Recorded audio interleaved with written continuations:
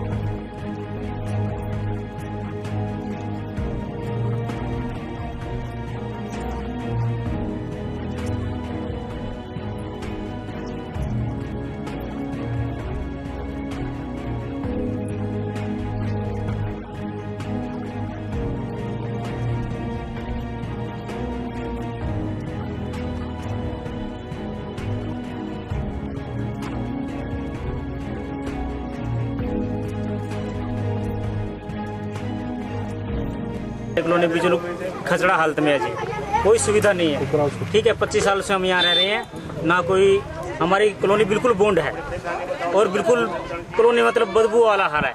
कोई सुरक्षा नहीं है, कोई व्यवस्था नहीं है, कोई सुनने वाला नहीं है। यही पानी इकट्ठा है जी, जगह जगह पर खड्डे हैं, पानी भरा हुआ है, पानी निकल नहीं रहा, निकासी नहीं है बिल्कुल भी। कोई रोहतक पड़ा है जी, कोई खानपुर पड़ा है जी, कोई कहाँ रहते हैं। डीसी ऑफिस में गए थे हम परसों, उन्होंने आश्वासन दिया है, पता नहीं काम होगा या नहीं होगा। इसी साहब के साथ पास जाते हैं, आश्वासन देते हैं कि हम प्रशासन की तरफ से पूरी कोशिश करेंगे, लेकिन कुछ भी नहीं हो पाता। पिछले कई दिनों अब हालात क्या है? अब हालात ज्यादा बदतर से बदतर है, क्योंकि 2-3 मौतें हो चुकी हैं। लोग डॉक्टरों का खर्चा उठाए या दिहाड़ी मजदूरी करें, मौत का ठहराव है, पानी की निकासी नहीं हो पाती, जिससे वायरल फीवर, मलेरिया, हैजा, टाइफाइड, डेंगू। लोग इतनी महंगी दवाइयाँ कहाँ से अफोर्ड कर पाएंगे। काफी मौतें हो चुकी हैं और प्रशासन इसकी तरफ कोई ध्यान नहीं। आदमी बीमार है, 15 दिन सारे हो गए। रविंद्र हम ले गए थे, उन्होंने जवाब दे दिया।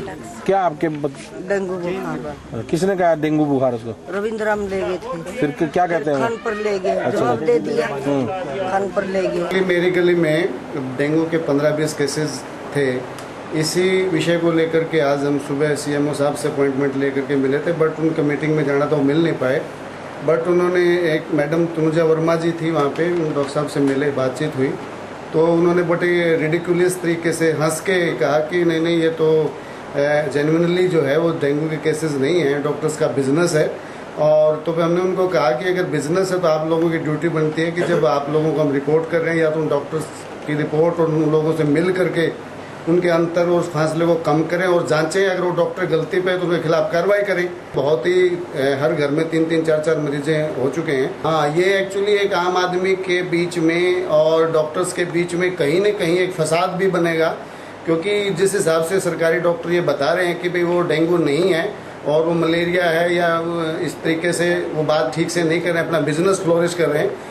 ऐसी दृष्टि को देखते हुए तो कहीं न कहीं जनता में भी एक भ्रम पैदा हो रहा, या फिर ये डॉक्टर साहब अपनी जिम्मेदारी से सीएमओ साहब और उसकी जो टीम है वो बचना चाहती है कि कहीं न कहीं प्रशासन के ऊपर इस बात की जिम्मेदारी ना आ जाए कि भाई ये सारा का सारा जो ना आप लोग क्या कर रहे हैं, आप क्यों नहीं समाज के बीच में जा रहे हैं और क्यों नहीं अपनी ड्यूटी और जिम्मेदारियाँ पूरी कर रहे हैं। शायद वो इस बात से भी बच कि ये बुखार है, बुखार को अगर प्लेटलेट्स कम होते हैं या कुछ ऐसा टेस्ट में आता है तो इट मीन्स डेंगू है। जो लोग दिल्ली जा रहे हैं एडमिट है, जो पानीपत में एडमिट है, या तो डॉक्टर झूठ बोलते हैं या सीएमओ झूठ बोलते हैं। किसकी गलती है इसमें? गलती तो शायद हम लोग डर जाते हैं कि फटाफट ले प्राइवेट डॉक्टर की गलती है, सीएमओ सब झूठ बोल रहे हैं। प्राइवेट है, उन्होंने अपना बिजनेस भी चलाना है और सीएमओ है, उसने अपने आप को बचाना है, क्योंकि इतनी ग्रांट आती है हेल्थ में, तो वो दवाई नहीं अगर अरेंज करा सकते तो वो हेल्थ डिपार्टमेंट कैसा है? ये डेंगू की बीमारी नहीं है। प्राइवेट डॉक्टर आपको पता नहीं क्यों डेंगू का इसका बता रहे हैं। हम डॉक्टर साहब से एक ही डिमांड करना चाहते हैं, एक ही बात करना चाह रहे हैं, प्राइवेट हॉस्पिटल तो हमें ये डेंगू बता रहा है और सीएमओ हमें बता रहा है ये डेंगू नहीं है। एक तो क्लियर ये हमें किया जाए भी ये डेंगू है या हमें प्राइवेट हॉस्पिटल वाले बेवकूफ़ बना रहे हैं या आप कुछ और हमें रास्ता बताना जा रहे हैं।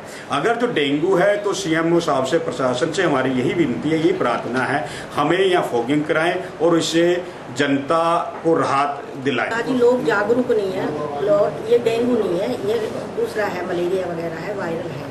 तो हम 8 दिन तक हम देखते रहे, उसके बाद में आज हम सीएमओ साहब से मिले वहाँ जाके, उनसे फिर हमने यही बात कहा कि अभी आप जो है हमारे जो पेशेंट है डेंगू के, उनकी रिपोर्ट्स डॉक्टर्स दे रहे हैं, कुछ दिल्ली रेफर कर दिए गए हैं, कम से कम 15 मरीज हमारे पास डेंगू के।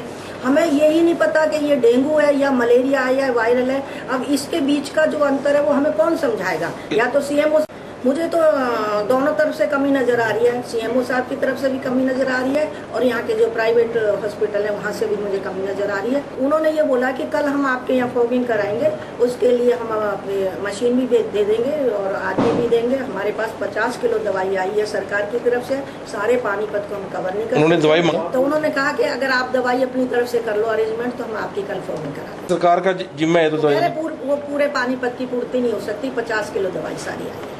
और आज के समय महिलाएं अपना दायरा तोड़कर समाज को सशक्त बनाने के कार्य कर रही हैं। उसमें महिलाओं में सुरक्षा का माहौल पैदा हो रहा है, साथ ही महिला सशक्तिकरण की पहले भी सार्थक होगी।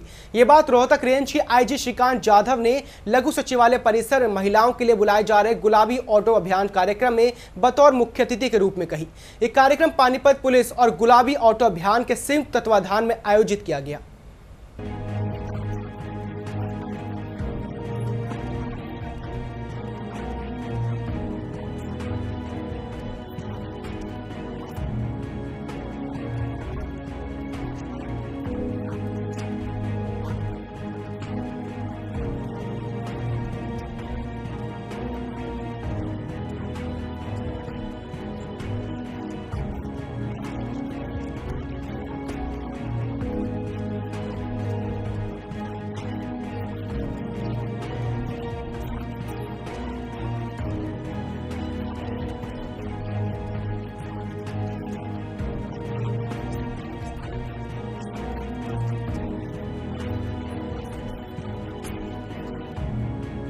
के मामलों में थोड़ी सी रिलीफ हमारे बहनों को मिले, ये कोशिश है।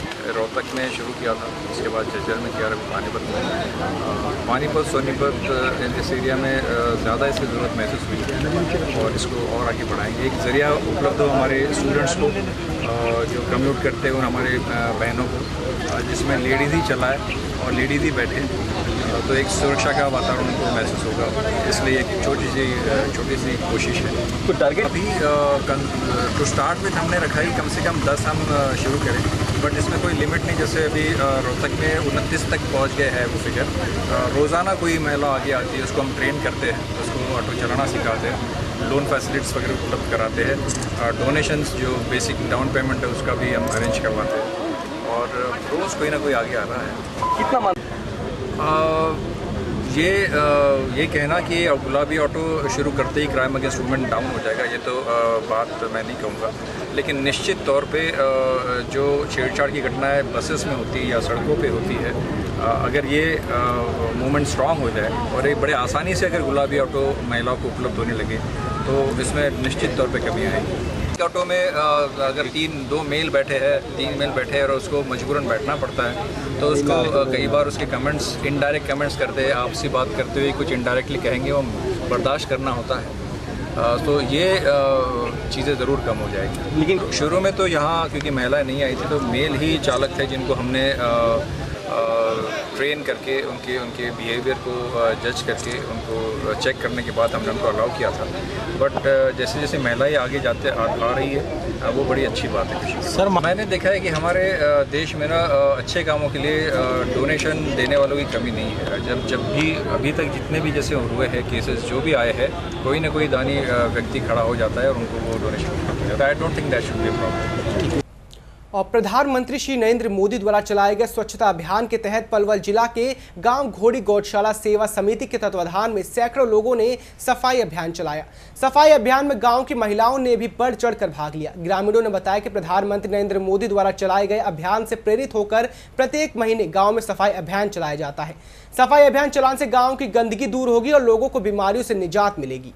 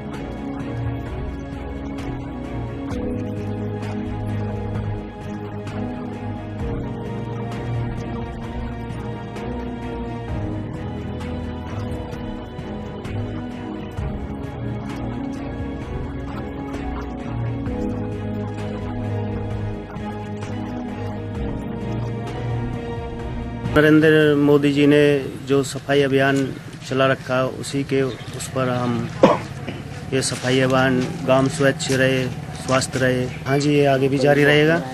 हम हर महीने इसका कार्यक्रम रखेंगे।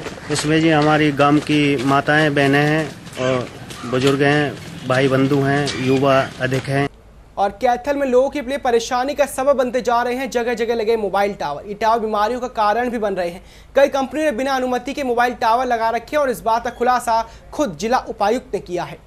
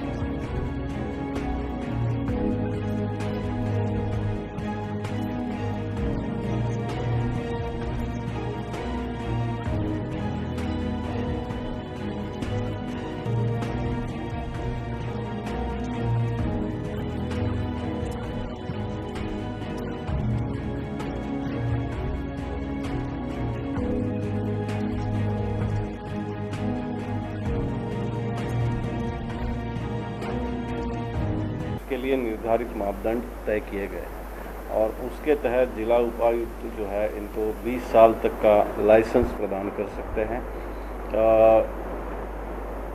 इसमें सभी प्रकार के पहलुओं को ध्यान में रखा गया है, जैसे हेल्थ पर इसमें इफेक्ट है या और कई सारी ज़रूरी चीज़ें हैं, वो सभी पूरी करने के बाद ही इनको परमिशन दी जाती है।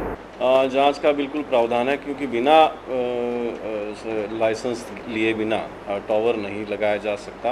अगर ऐसा कोई टावर लगाया गया है तो वो गलत है।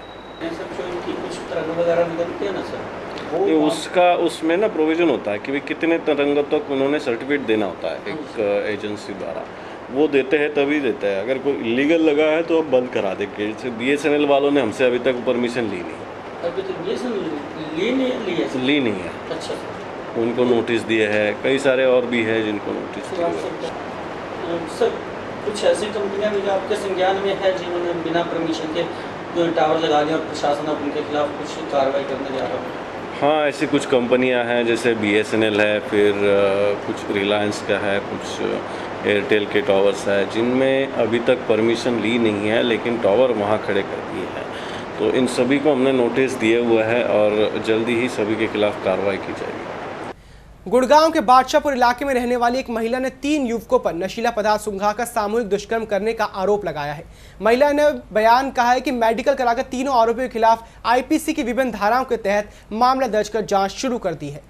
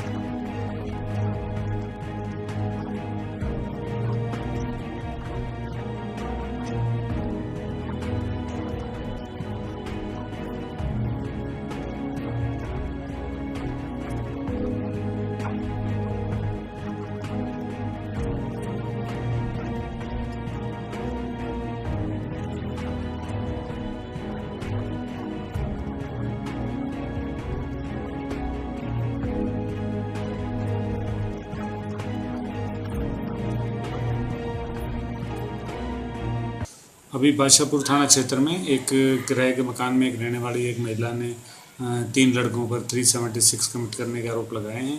महिला का आरोप है कि ये कल शाम को जब ये सो रहे थे अपने घर में तो ये 3 लड़के जो इनके पड़ोस में वो भी किराए के घर में रहते हैं वो आए और कुछ नशीला पदार्थ इनको सुंघाया जिससे इनने सुध-बुध खो दी और उन्होंने फिर इनके साथ इस तरह का कुछ किया है। और सुबह जब ये इनको होश आया तो इन्हें पता चला है, तो इस आधार पर केस दर्ज कर लिया गया है। इन्वेस्टिगेशन अभी की जा रही है, बाकी काम नियमानुसार किया जाएगा। और प्रदेश पंचायती चुनावों की रणभेरी आखिर बच चुकी है। पंचायत चुनाव, ब्लॉक समिति और जिला परिषद चुनावों की तिथि भी तय हो चुकी है। वहीं सरकार की तरफ से उम्मीदवारों के लिए चुनावों का पैसे खर्च करने को लेकर कुछ मापदंड तय किए गए हैं। कुछ उम्मीदवार तो सीमा पर चुनाव लड़ते हैं, पर कुछ उम्मीदवार मापदंडों की अवहेलना कर चुनाव जीतने का भरकम कोशिश करते हैं। वहीं मतदाताओं की भी सोच अब बदल चुकी है और साफ सुथरी छवि और पढ़ा लिखा उम्मीदवार चाहते हैं।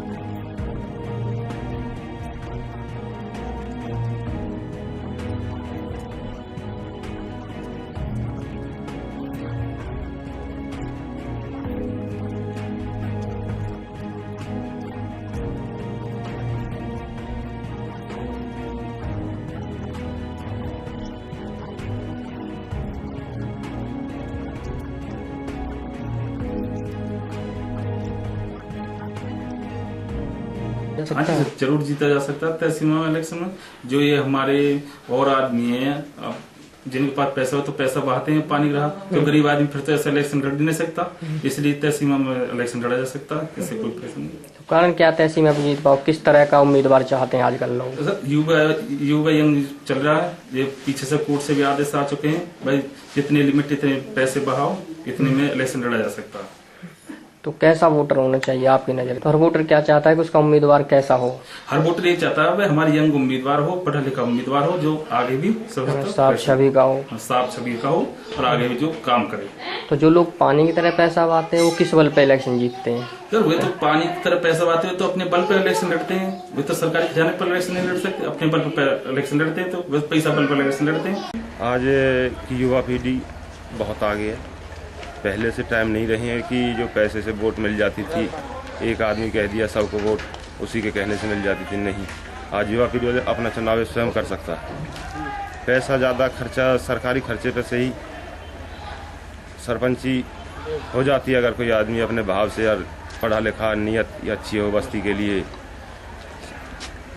सबका आदर करे, सम्मान करे, सबसे मिले, तो इलेक्शन तो भाई करने वाले खर्च करते हैं, लेकिन खर्चा से किसी को वोट नहीं मिलती, नहीं पैसे से मिलती है, नहीं शराब से मिलती है। समय बदल चुका है। तो ये तो खाली एक तो कह देते हैं कि ऊपर वाले का, फिर बस्ती का साथ होना चाहिए। तो आपको अपने ऊपर विश्वास है कि आप सरकारी पैसे पे इलेक्शन जीत पाओगे? हाँ, मेरे को विश्वास है जी।